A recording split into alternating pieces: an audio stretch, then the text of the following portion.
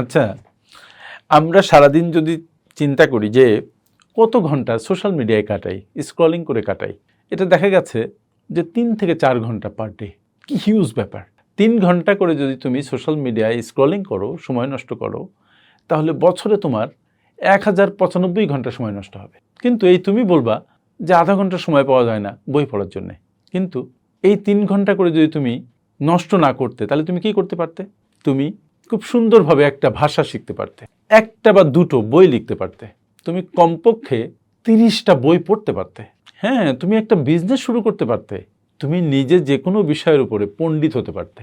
কিন্তু তুমি কিছুই করছো না। কিছুই করছো না মানে তুমি সফলতার জন্য কিছু করছো না, নিজেকে আরেকটা উন্নত ভার্সনে নেওয়ার জন্য করছো না। তার মানে তুমি নিজেকে পিছিয়ে দিচ্ছ, কিন্তু তুমি বুঝছো না।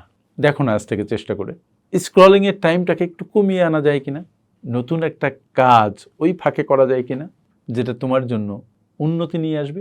দেখো তো কোনো পরিবর্তন আনা যায় কিনা। দেখো তো দি আর্ট অফ পার্সোনাল ফাইন্যান্স বইটা পড়া যায় কিনা। মাত্র 1 মাস লাগবে যদি ভালোভাবে বুঝতে চাও, বাট তোমার জীবন চেঞ্জ হয়ে যাবে।